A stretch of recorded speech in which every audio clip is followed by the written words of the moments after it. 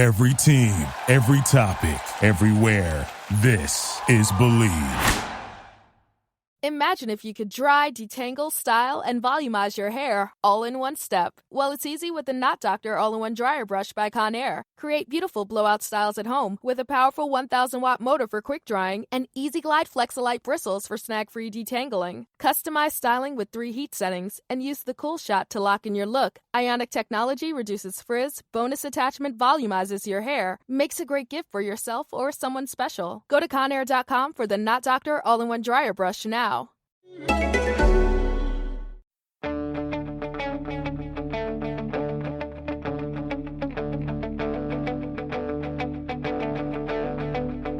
Ich warte seit Wochen auf diesen Tag und tanz vor Freude über den Asphalt, als wär's ein Rhythmus, als gäb's ein Lied, das mich immer weiter durch die Straßen zieht.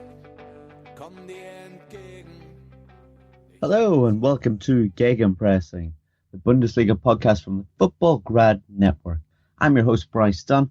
Joining me, as always, is Chris Williams. Chris, how's your week been? I'm busy, very, very busy, Bryce, thank you, but enjoyable. I'm looking forward to next week, which is going to be even more busy, but we'll talk about that later. But yeah, I'm good, thank you. Fantastic. I'm glad to hear you're having a good time. Manuel Veth is also joining Chris and I. Manu, how's your week been? Yes, same. It's only Monday, but it feels like it's already Friday. It's been really busy. We'll talk about that, as Chris said, we'll talk about that in a moment, but you know, we have so many previews go up right now, and it's always Monday is always the day when you set up everything for the week, so it's been crazy busy, but looking forward to a good chat about the Bundesliga. You guys are always busy, aren't you? Especially when it comes to European midweek games and whatnot. So, yeah, I'm sure we'll get to that a little bit later and have plenty to talk about. But, guys, let's, well, on the last pod, we were talking about Bayern Munich, and they were going to be facing Leipzig twice. Once midweek in the Cup and then the Bundesliga. So let's jump into that. That was a hot topic last week, and yeah, I feel we need to touch on the 180 minutes or so. But yeah, well, I must say the midweek game and followed by the Bundesliga game didn't quite go Leipzig's way. We'll talk about the Pokal game first. Chris, we'll go to you first.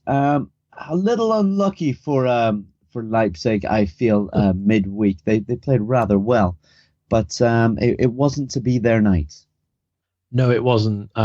First of all, I think they were unlucky to lose Naby Keita. I don't really know if the second yellow is a yellow. I'm still not for sure, but the referee said it was, so you know they lost a player. But then I think the tables were turned with a penalty. For me, anyway, I think Manu may disagree, but for me, that was, you know, never a penalty. And they took full advantage of it. I thought it was a really good game. And I think we spoke earlier, didn't we, earlier on in the week before the game, when we spoke on the last podcast, how we thought this one might go the distance, and it did go the distance. And, you know, no one's ever seen German football before, and this is the first time that they're tuning into the podcast, and that was the first game they've seen. Yes, that's pretty much what the penalties are like week in, week out. They're that clinical. Some of the best penalties I've seen in a couple of weeks, I would think there, Bryce. They were a brilliant set of penalties. And it was an equal game in the end, but I just feel that if Leipzig hadn't have gone down to the sending off, if Keita would have stayed on, I think they just would have had them on this occasion. The sending off definitely benefited Bayern Munich, and in the end, their experience told in the penalty shootout.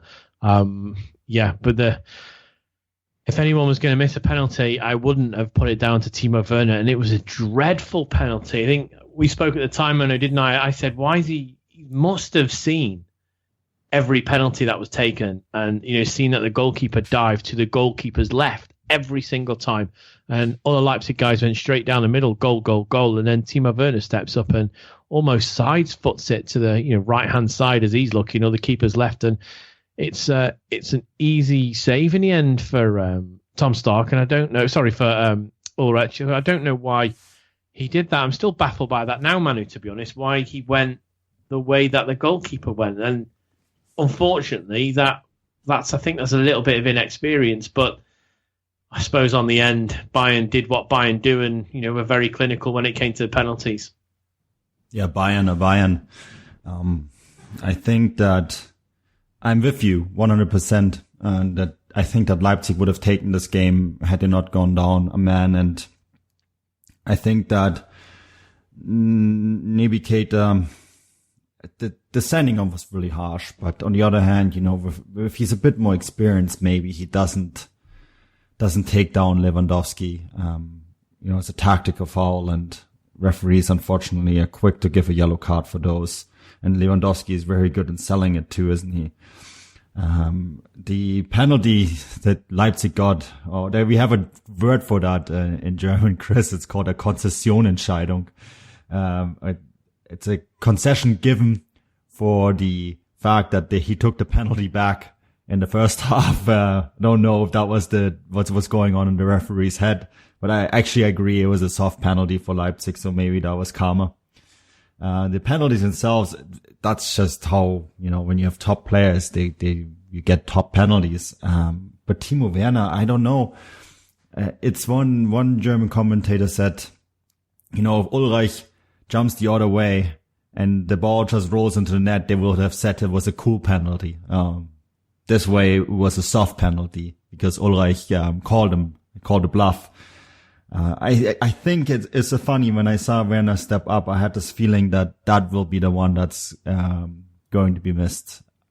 It was just a gut feeling, and I think it's because of all the things that have been going on with Timo Werner in the recent couple of weeks, with the injury that he sustained that took him out of the game in Istanbul, that has been nagging him for quite some time, and it's a complicated one, right? And he has not been really up to full speed. And when you try and regain your form and try to regain your confidence, sometimes, a penalty at that stage is a tough one. And I guess he showed nerves and, tragic hero, I guess, in the end. But it's really too bad because, the game, I think a game deserved something better than an ending like that. It was just such an amazing, thrilling game, and I would have loved to see it finish with 11 against 11. We talk about Navigator getting sent off in this game. Chris, he seems to be making it a bit of a habit of his now. You said that you don't believe that he should have been off. No, and Manu said it was a bit of a tactical foul, and sometimes you need to do that for the team. But I think if you're already on a yellow card, you don't really want to put yourself in that position where you ultimately give the authority to the referee to send you off, because we're not talking we're not talking a big gap. We're talking a few minutes between his first and second yellow card. So although it's a bit of a soft one, the referee's obviously thinking, you only got a card a few minutes ago and you've done it again. You've done a yellow card offence, bang, you're off.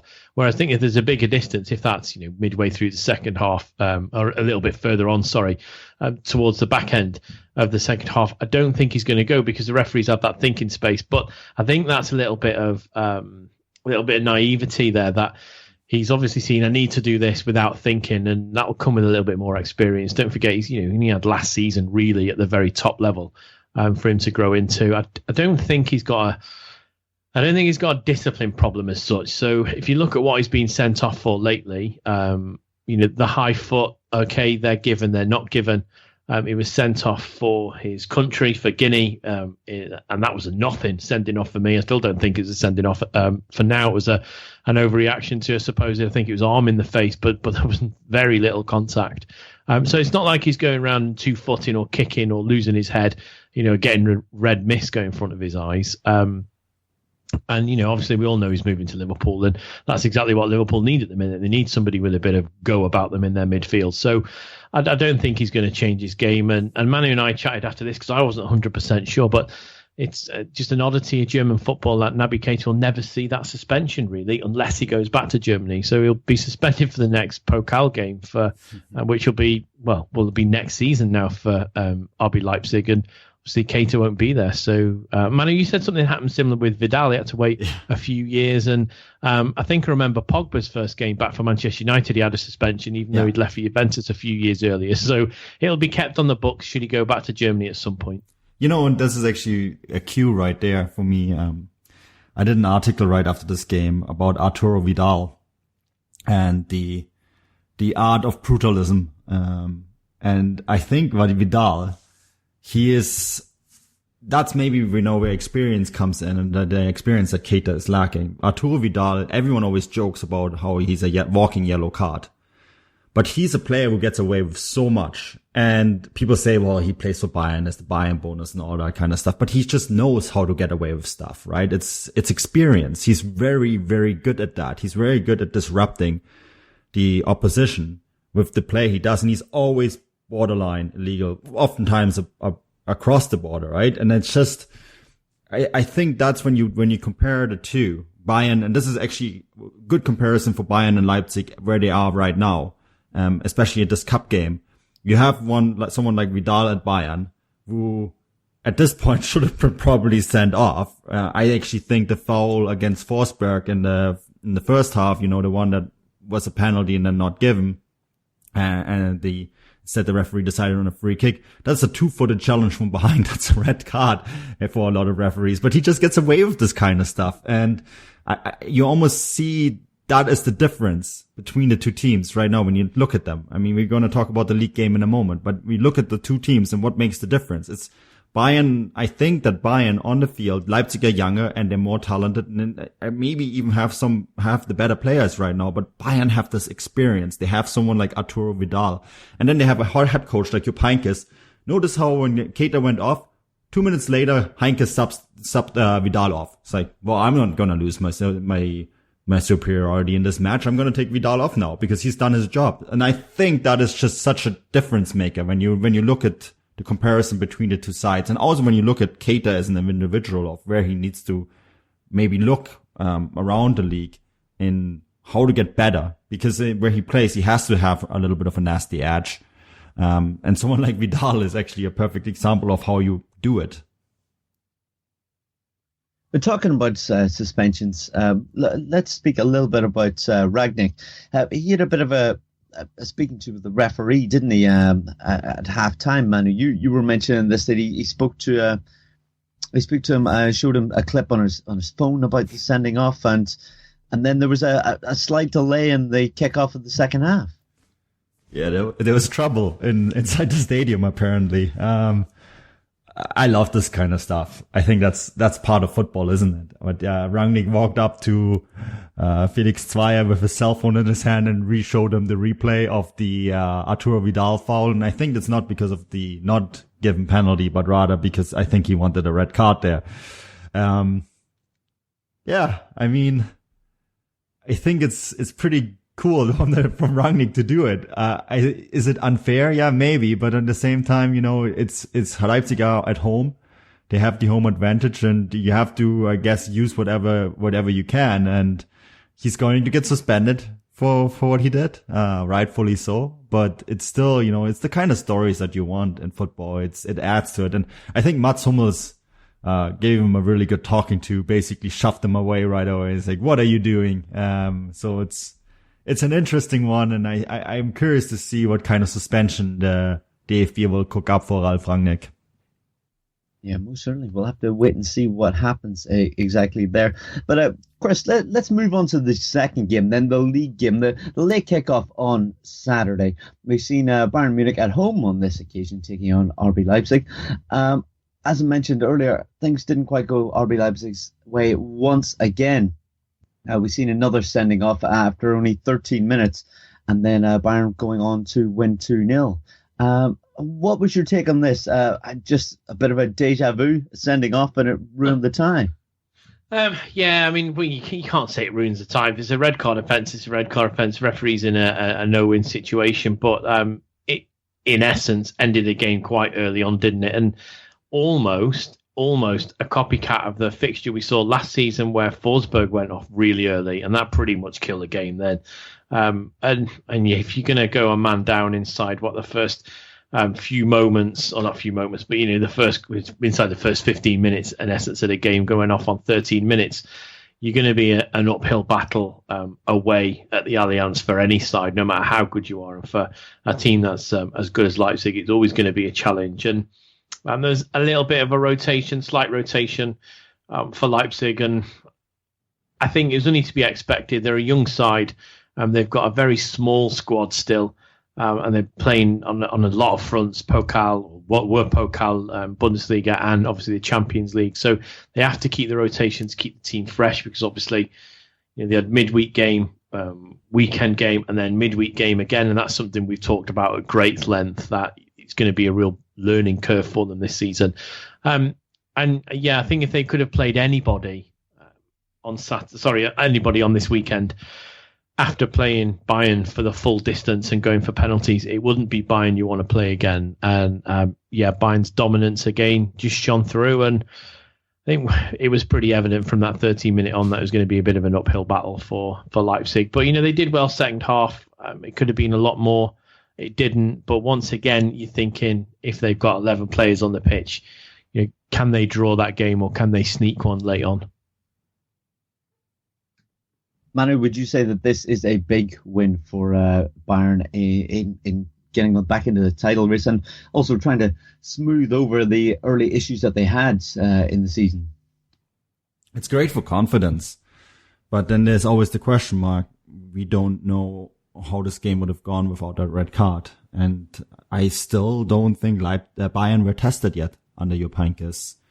It was a test for them, I guess, on Wednesday. Leipzig really did take it to them, and that would have been, over 90 minutes, that would have been 2 points lost for Bayern. As it was, they advanced.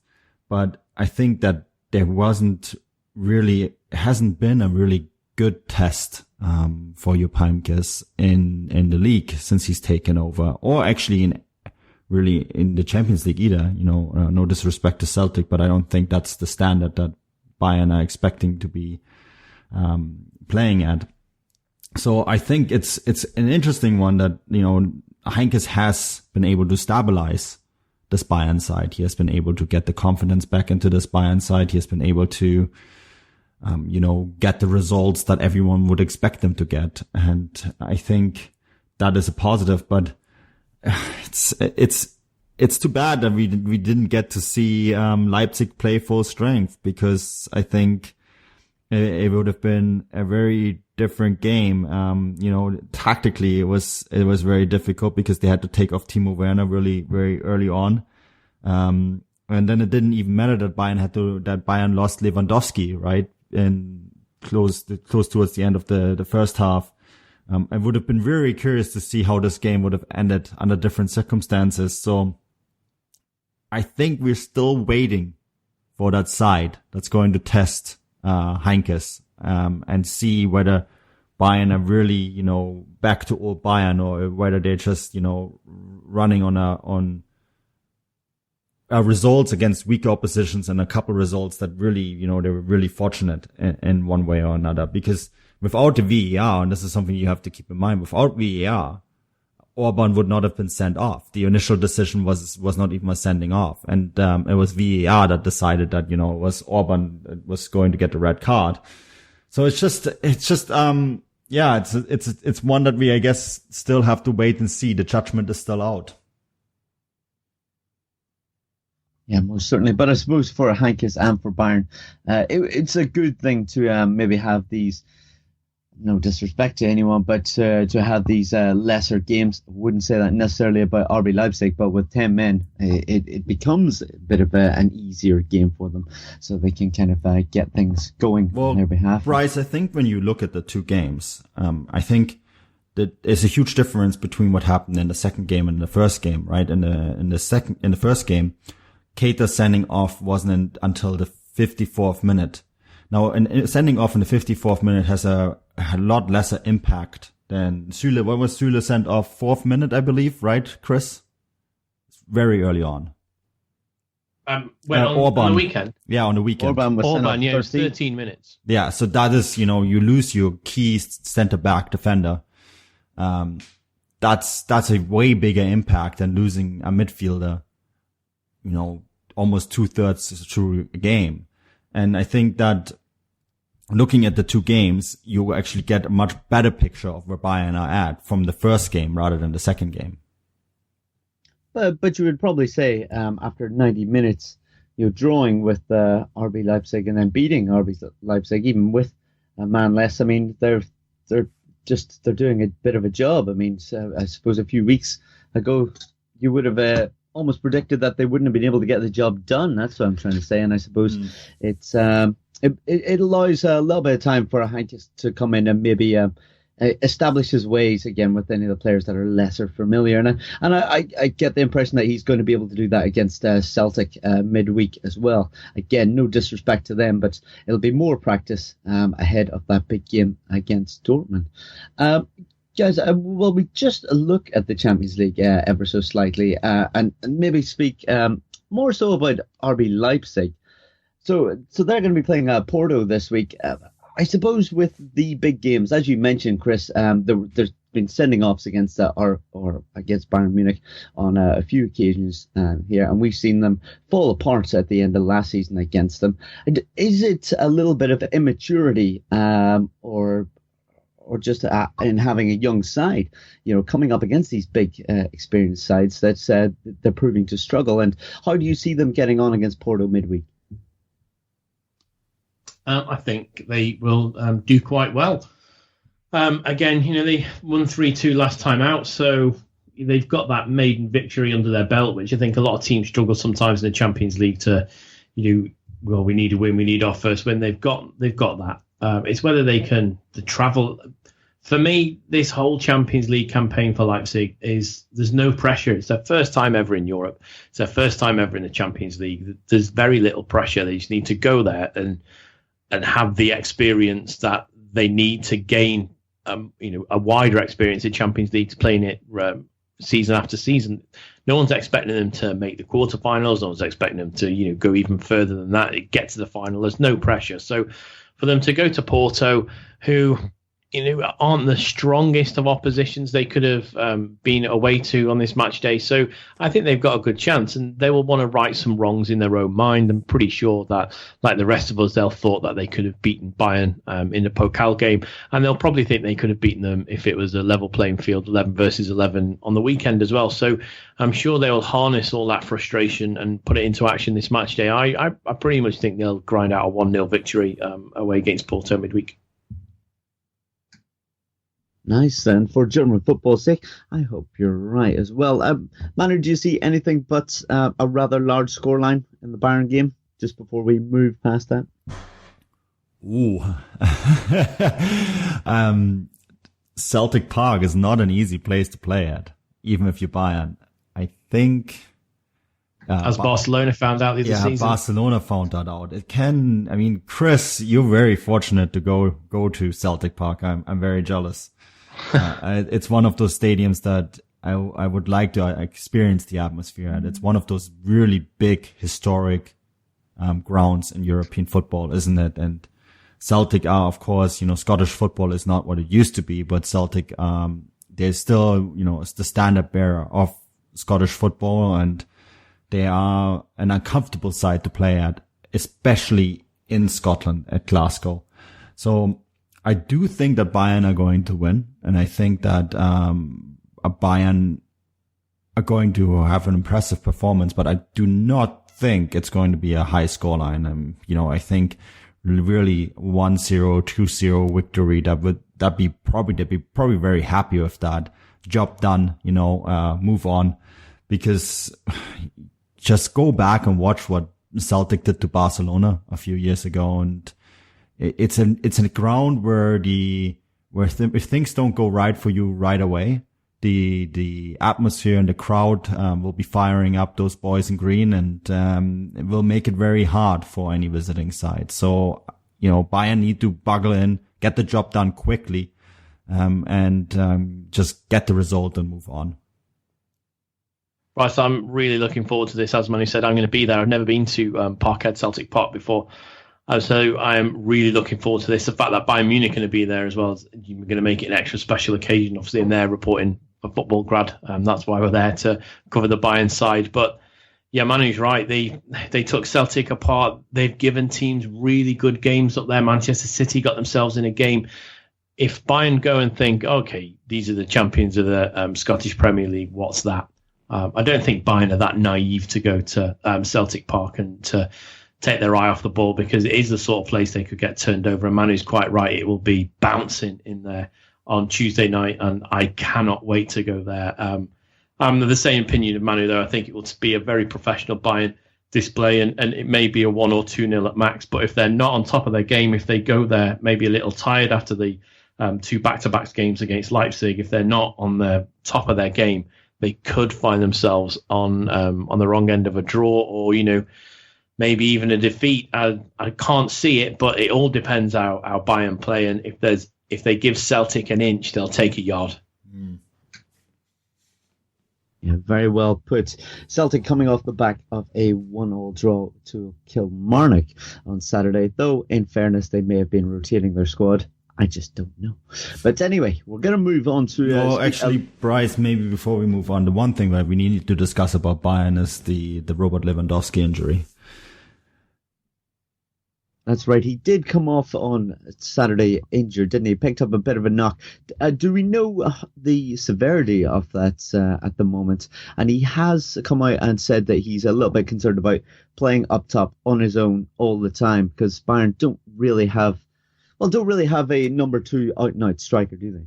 Yeah, they don't. And he's not going to play at Celtic Park on Wednesday. So... he's going to miss that game. We don't know how long he's going to be out, but the story I got was that it's muscle issues. So that's usually when you do play too much. He's now 29, right? He's turning 30 early next year, I believe, and that's when you get into that. When your body starts picking up the injuries, and he's been saying is like, look, I've been playing Saturday. Midweek, weekend, basically for now his entire career, because he usually at Dortmund, he didn't really have a backup either. And now at Bayern, there is no backup for him either. And when he plays for Poland, 90 minutes every game as well, right? So he's just saying it's getting a bit much. And, I get that. I mean, we were joking, like, what kind of player does not want to play every game 90 minutes? But, at 30, I guess you're getting into that age now where you have to kind of be a bit more economical about the playing time.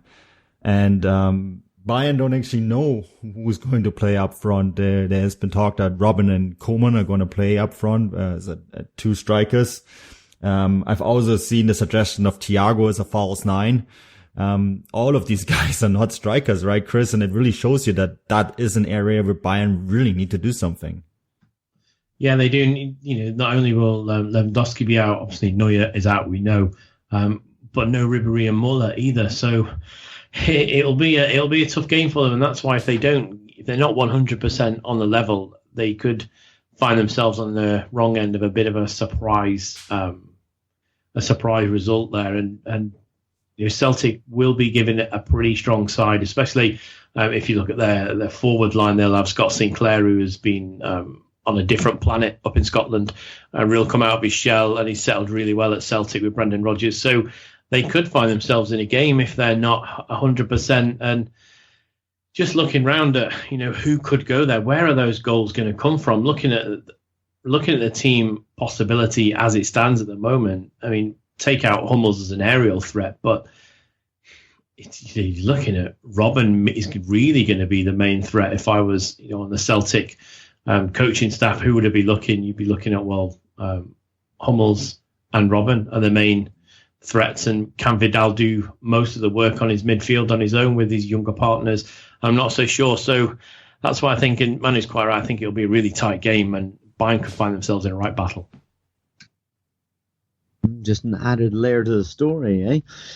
We'll have to wait and see how that goes. And as we said, Chris will be up there reporting. And if you want to stay in touch, go over to Twitter at FootballGroundLive. But guys, let's move on to Borussia Dortmund. They've had a little bit of a trouble patch, haven't they? Chris, I feel we need to go to you on this. Obviously, a team close to your hearts.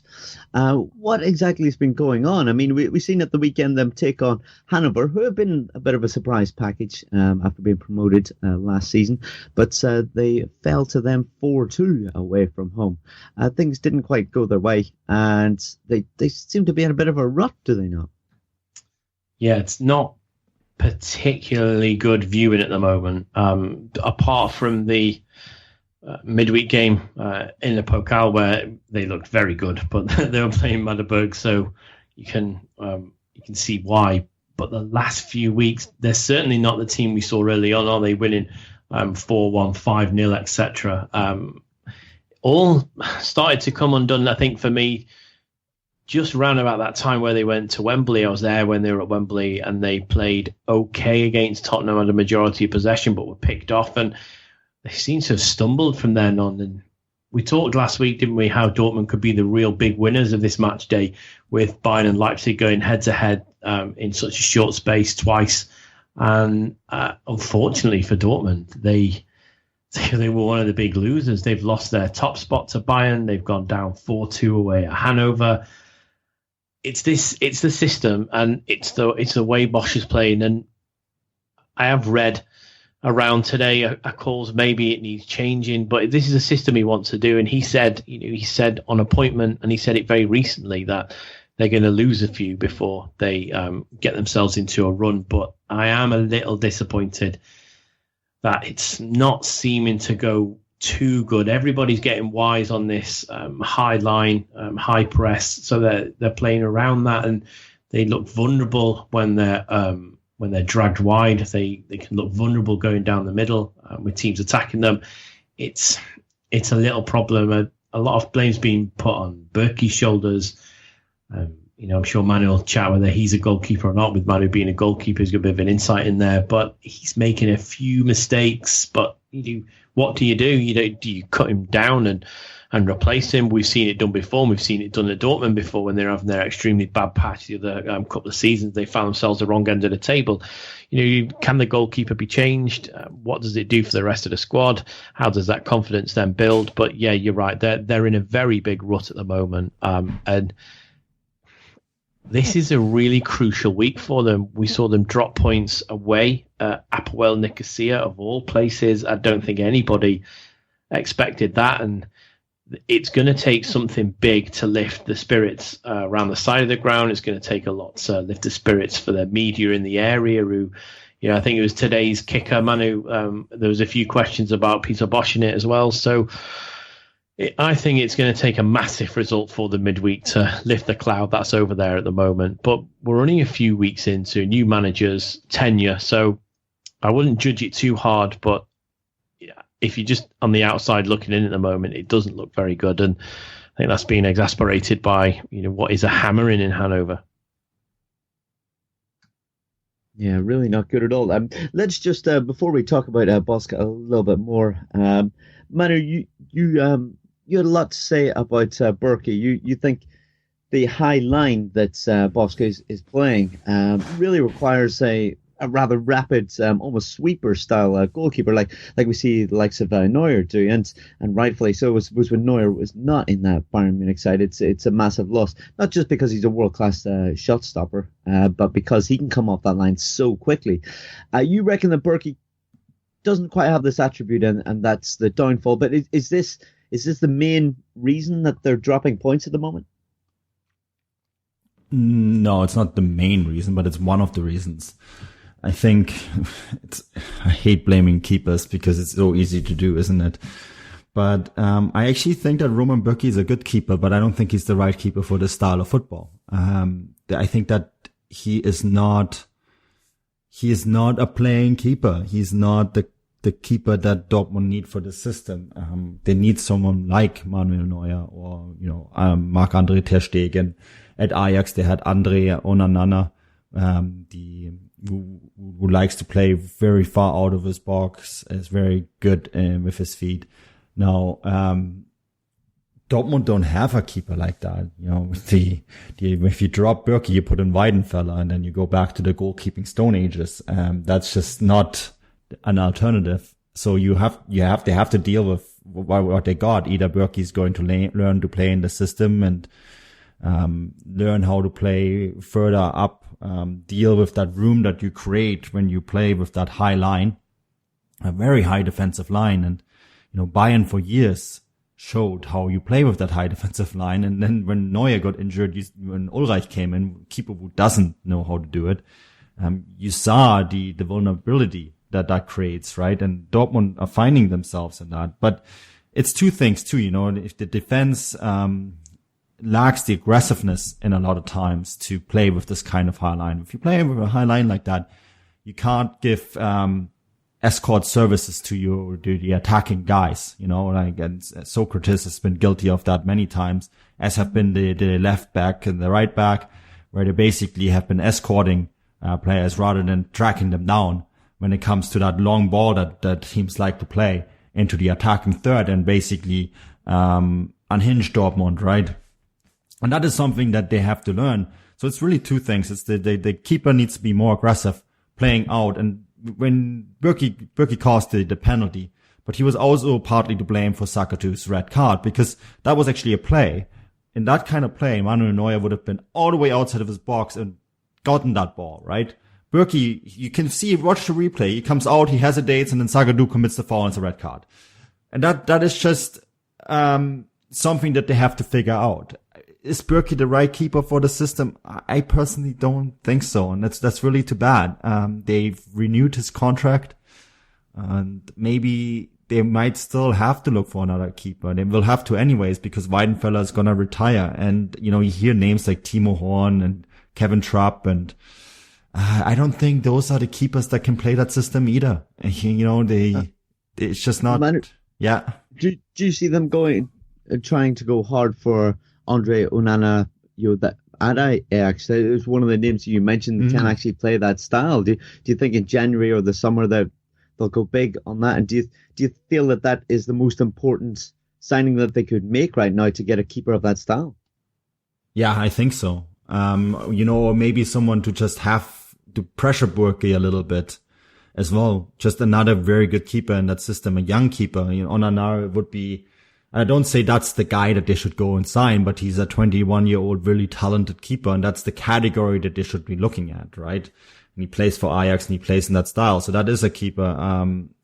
Another one who gets popped, often associated with Dortmund, is Sion's keeper, Anton Mitrushkin, a young Russian keeper who plays in Switzerland. And Switzerland has been the goalkeeping mecca in recent years. Very good keepers come out of that country.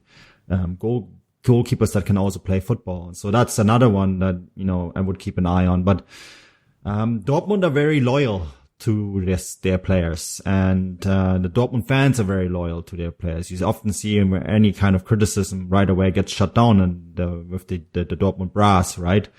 But that is just an obvious one for me. If you look at one of the factors, and I'm not saying it's the factor, it's just one of the factors. I mean, Chris, we talked also about the lack of aggressiveness, the fact that they don't press all the time. The system means that you have to outrun your opponents every game all the time, right? You have to track back really hard, and that is maybe the other factor that's really lacking in Dortmund's game right now. Yeah, I think you're right. I think there's also a lot of underconfidence going around that team, and they seem to be a team that once they're flying, and when they're not, they're down, and there's no in between at the moment, and that's something they're going to have to learn.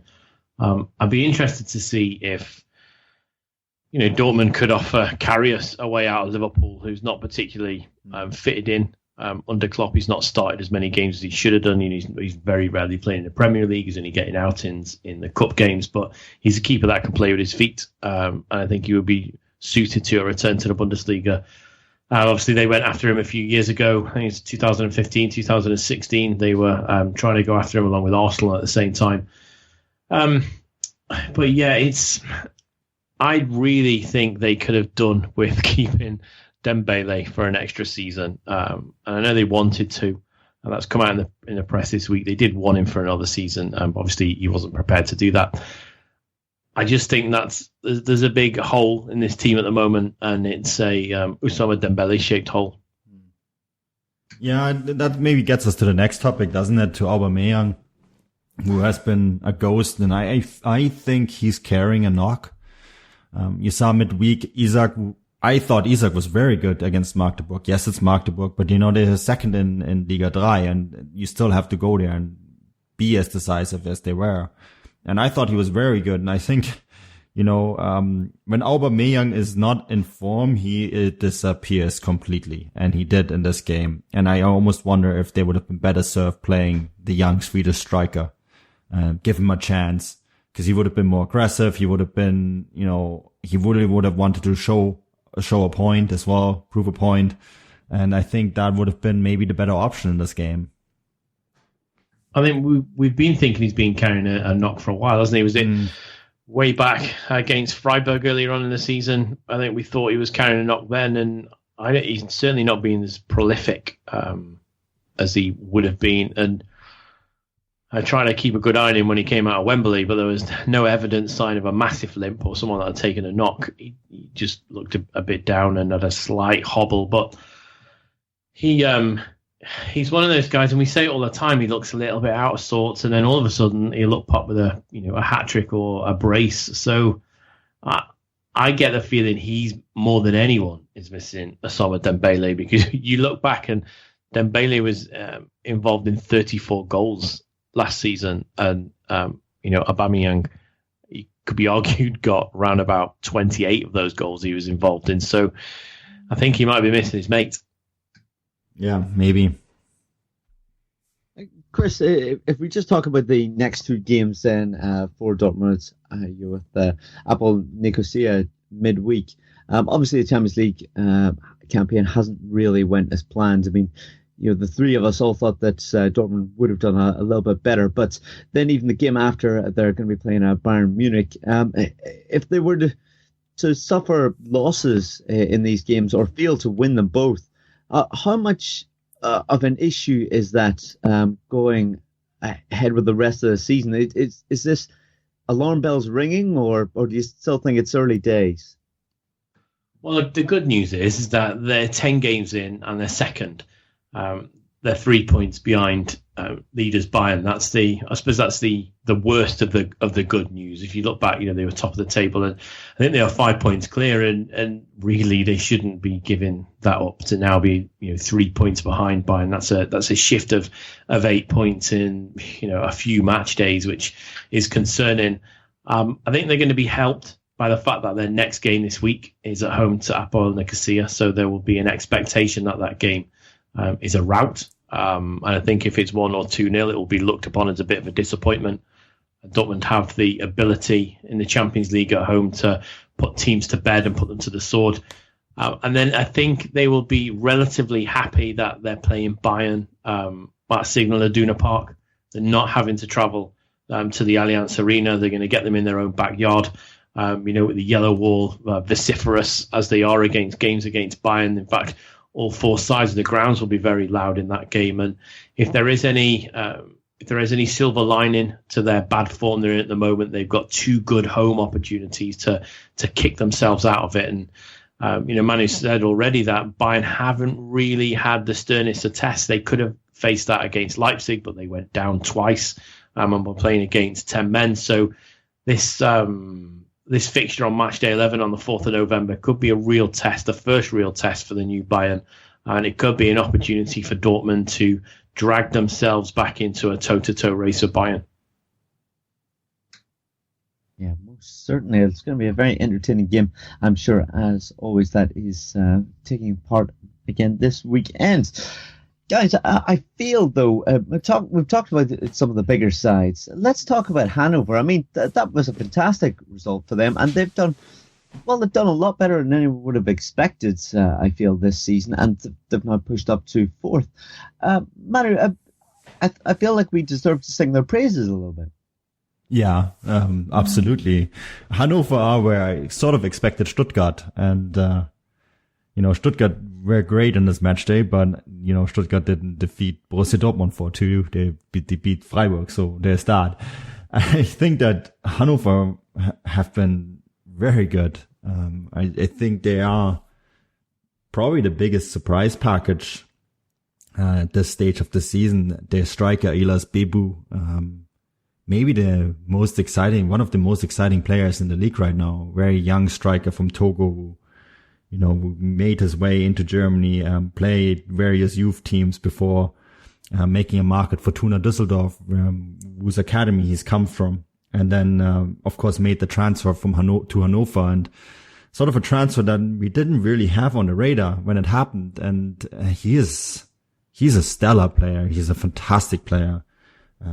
Really a difference maker. And he was great in this game. But it's not just him. I mean, Jonatas, the Brazilian striker who they signed from Rubin Kazan, he's a very good player as well. The entire system, it's just very well put together. André Breitenreiter, who lost his job at Schalke for not being considered tactical enough, is really putting together a fantastic side there in Hannover. And I think they're on a very good path towards staying in the league. But they're doing it by really good fashion, and it'd be really curious to see how long they can keep this run going, because the longer they keep it going, I could see them do something similar than Freiburg did last season. It's just fantastic. And it's also the way they played. It's good football to watch. I mean, they took this game to Dortmund. They were not afraid. They conceded 2 goals against Dortmund. Usually, if you're a promoted side and you concede 2 goals against one of the big boys, that's it. You're done. And then they scored 4 goals. Just incredible. Really, really good stuff from them. Bryce, I'm with Manu. I'm completely shocked that they are where they are. I'm going to say the misfortune. I had the misfortune of going to watch them in the 2015-16 season when they had 3 managers in the season and they were rock bottom from match day 18 all the way along to match day 34, and they were dreadful. I saw them in the second to last game, against Hoffenheim, where they were beaten. And although it was only 1-0, it could have been about, honestly, it could have been about 10 or 12-0. They were dreadful. So when they were promoted this season, after the season out in Bundesliga 2, I had thoughts that they would be round about somewhere 12th to 16th this season. The fact that they're now 4th and playing some really good football, which is a polar opposite than when I saw them 2 seasons ago, I'm just shocked. And like Manu, I thought that it would be Stuttgart, which would be the big one of the 2 who would impress more. And I think I've been put rightly in my place. Although that said, the way the table is, so Stuttgart, they are in 12th, which just doesn't sound great, but they are only 5 points behind 4th.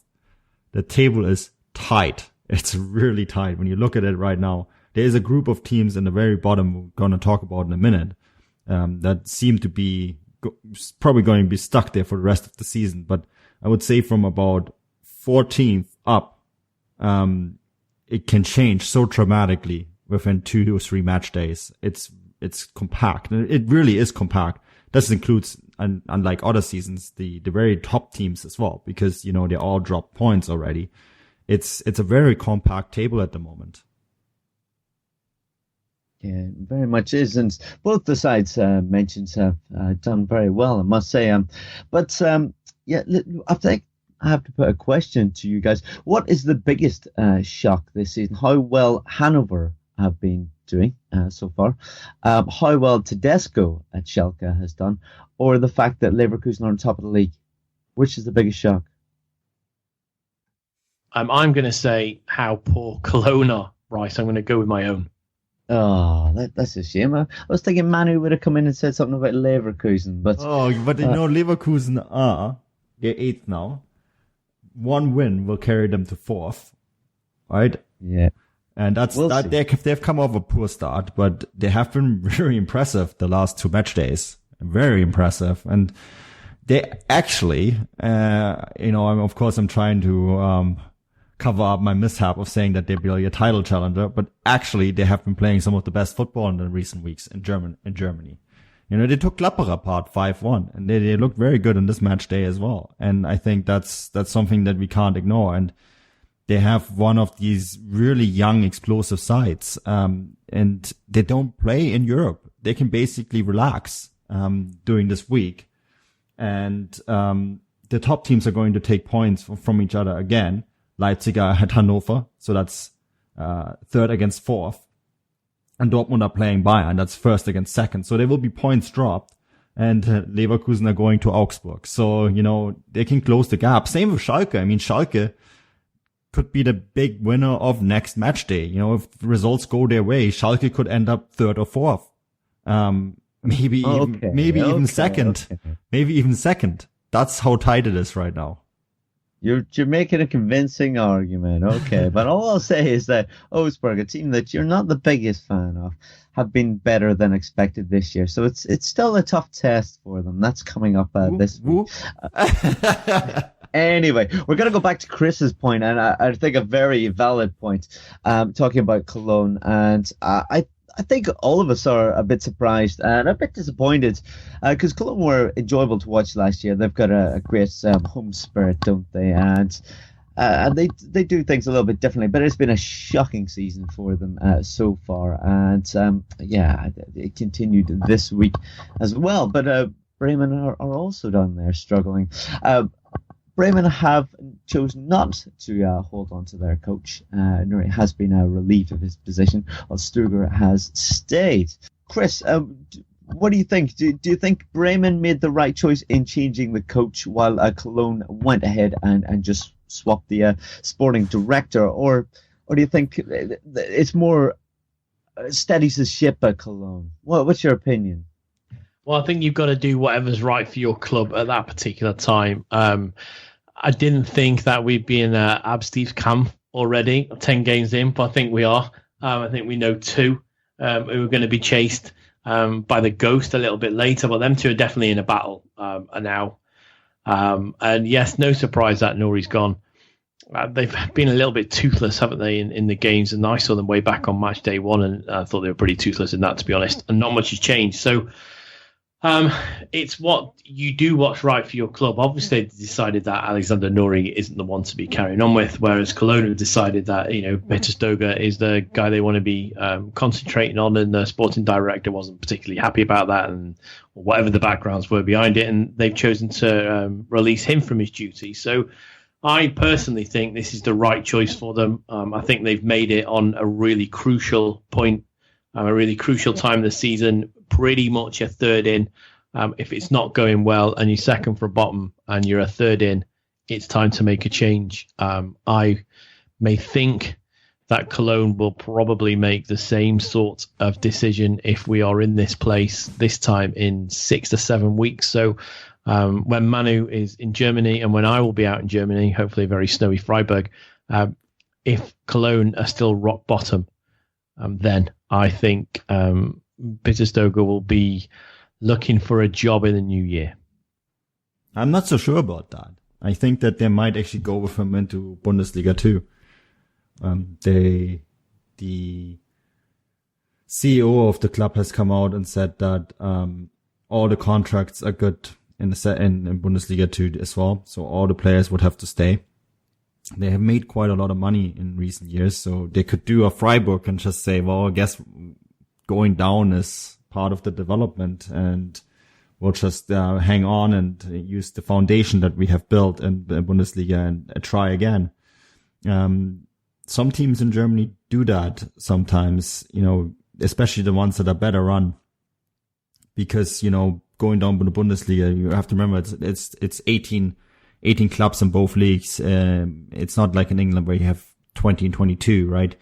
Or 24 actually, right? It's 24 in the whatever they call the second division in England. And I think sometimes teams make that choice and say, well, we'll keep going with what we have, because it's the coaching isn't the problem. It's the way the squad was put together, and Schmatke rightfully lost his job for that.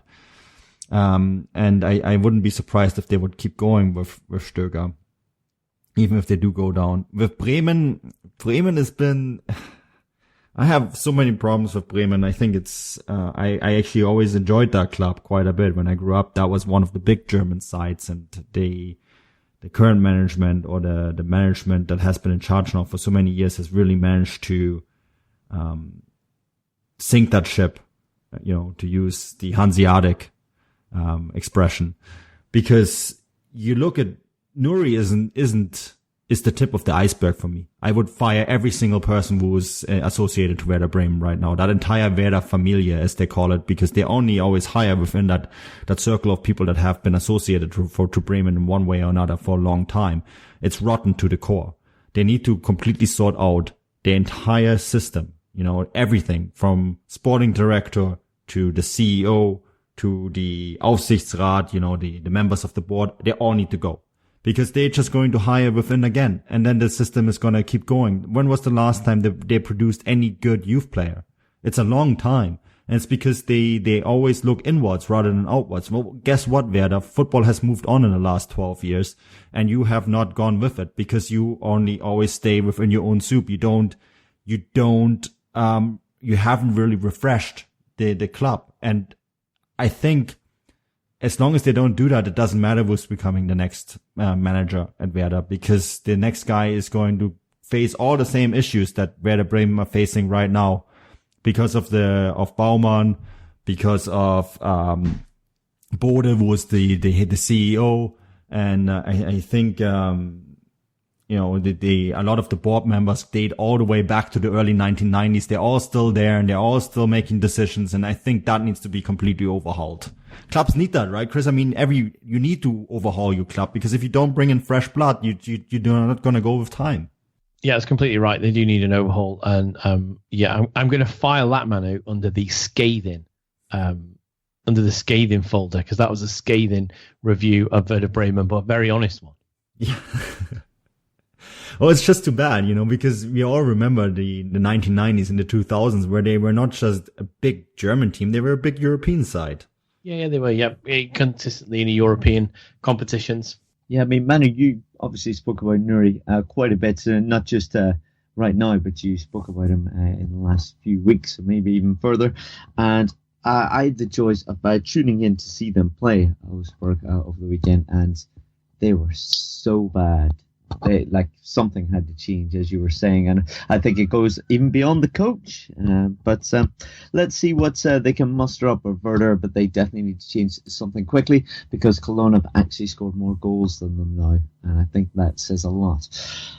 Guys, is there anything that you would like to cover that we haven't covered already? If not, then we'll move on to our shout-outs. And I'm sure you guys will have plenty to draw people's attentions to. Let's go to you first, Chris.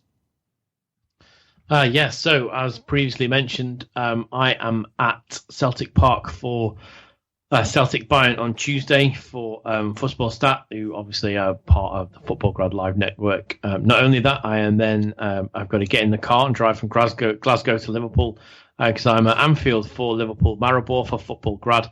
And then hopefully still sweating on an email, because it's only Monday, and accreditation is the slowest of communications for every football club across Europe. I'm hoping to be at the Emirates for Arsenal Red Star Belgrade on Thursday. So yeah, a bit of a busy week. So just keep your eye on the Twitter feed and footballstat.com and footballgrad.com. Yes, plenty going on with those midweek games. Manu, I can only imagine that you've got a lot that you would like to draw people's attention to as well. Yeah, speaking of those games, those previews are up. The Champions League previews are up. Europa League will be going up on Tuesday, so shortly after this pod is out. And I'm getting ready, as Chris said. I'm going over to Germany in 2 weeks, and I'll be there for a full 2 months, covering all sorts of games. Hopefully Chris and I will be covering some games together. I guess we'll have to see. That all depends on accreditation. It's, as Chris said, it's the slowest of communication. But yeah, that will be coming your way. The hashtag FootballGrad on tour. So that will be all of November, December, and some of January. You might even get a Gegenpressing tour as well, I suppose. Well, we hope that you can come out and join us, right, Bryce? Bryce, we will. If you come out, we'll have a Gegenpressing tour. I'd hate to say to the listeners that you're letting the side down by not coming out to Germany, potentially, but I'll just throw that grenade in. Wow. Talk about adding pressure, right? I will do my best. I don't want to let the side down. But yes, let's get beyond that and see what I can muster up It would be very exciting to reunite once again. But that more or less does it for this week. I'm your host, Bryce Dunn. You can find me on Twitter at BryceDunn11. And yeah, I hope you all enjoy the midweek games, which Football Grad will be covering extensively, especially with Chris out and about. But guys, if you've enjoyed the podcast, please head over to the likes of iTunes, give us some positive feedback, or a 5-star review, or whatever needs to be done. We really appreciate that. Otherwise, enjoy the games and the big game of the weekend, Bayern versus Borussia Dortmund. Until then, auf Wiedersehen.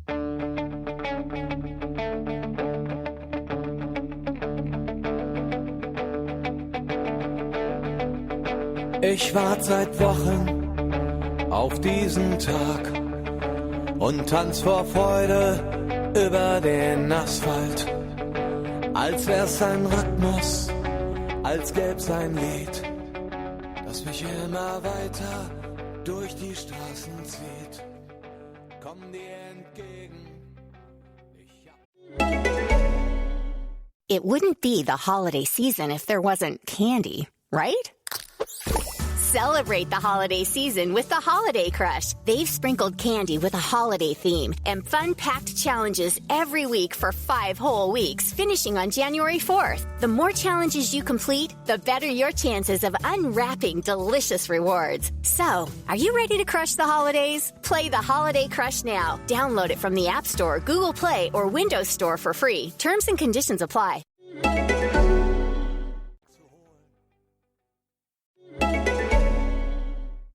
Imagine if you could shop the shelves of all your local liquor stores at the same time. Well, spoiler alert, you can with Drizzly, the #1 alcohol delivery app. Drizzly lets you compare prices from local liquor stores on a huge selection of beer, wine, and spirits, then get them delivered right to your door in under 60 minutes. And right now, Drizzly is giving all new customers $5 off their first order. Just enter promo code SAVE5 at checkout.